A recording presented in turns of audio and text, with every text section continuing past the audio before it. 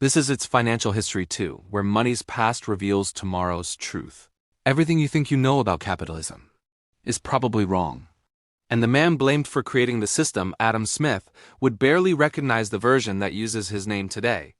Welcome to its financial history too. Most people think they already understand what capitalism is built on: free markets, minimal government, and the idea that if everyone just chases their own self-interest, society will somehow sort itself out. And if you ask who invented that idea, you hear the same answer every time: Adam Smith, the powdered-wig philosopher turned father of economics, the prophet of laissez-faire, the champion of deregulation. But here's the twist: Adam Smith never believed in the version of capitalism he gets credit for. In fact, many of the people who worship his name today are exactly the people he warned us about. Before we talk about the famous invisible hand, we need to step back because most people have never heard what Adam Smith actually stood for. And it's not their fault. For an entire century, an economic mythology has been built using Smith's name. A mythology so widespread it feels like common sense. The story goes like this: government should stay out. Markets should run freely. Competition will magically create prosperity for everyone. Economists later named this laissez-faire, let it be, and the myth says Adam Smith invented it. But there's one problem. Adam Smith never said that. Not once. He did not believe markets should be left alone. He did not trust greed more than government. And he certainly never claimed that unregulated commerce leads to universal prosperity. If Smith saw today's free market capitalism, he would probably ask who rewrote his book and why they deleted all the warnings.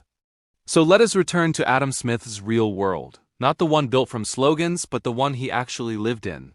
Smith was born in 1723 in Scotland, a place of brutal winters, limited opportunity, and a society where birth mattered more than ability. Britain was not a land of free markets. It was a mercantilist empire. Trade was controlled by royal monopolies.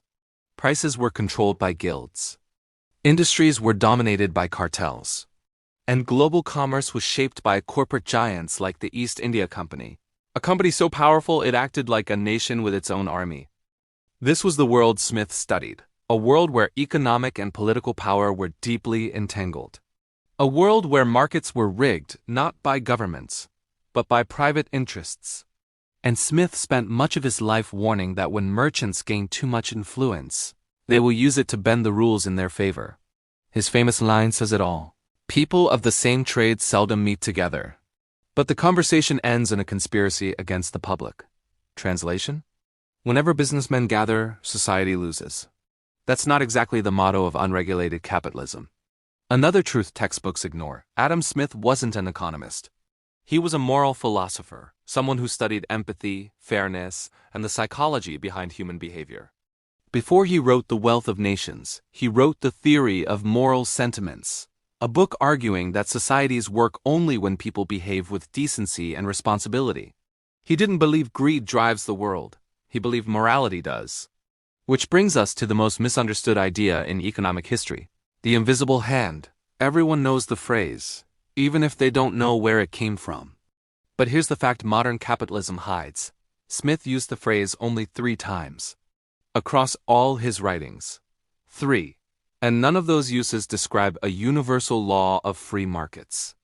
None say, deregulate everything, the market will fix itself. None argue that self-interest naturally creates harmony. So what were those 3 invisible hands? 1. The first use appears in the history of astronomy. It's about superstition, humans inventing invisible forces to explain chaos, nothing to do with markets. 2. The second use, the famous one, in The Wealth of Nations. Smith describes a merchant who invests domestically not because he's patriotic, but because he's scared of overseas risks. That fear accidentally benefits domestic industry, not a law, not a doctrine, just an example of unintended consequences. 3. The third use in the theory of moral sentiments. Rich landowners, whom Smith calls vain and insatiable, hoard wealth but can't consume it all. Their leftovers feed the poor. Again, not a celebration of capitalism.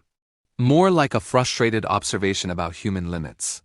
So Smith's 3 invisible hands are superstition, fear, and the physical limits of greed. Not exactly the holy scripture of modern economics. But during the 20th century, that tiny metaphor transformed into a doctrine. Industrial giants, oil barons, and later Cold War policymakers needed a philosophical shield against regulation, and they found it in a simplified, sanitized version of Adam Smith. Smith became the patron saint of deregulation, even though he spent his life warning that monopolies distort markets, corporations corrupt governments, merchants cheat the public, power must be restrained, regulation is necessary, but the people quoting him left out all the parts that didn't benefit them. Fast forward to today.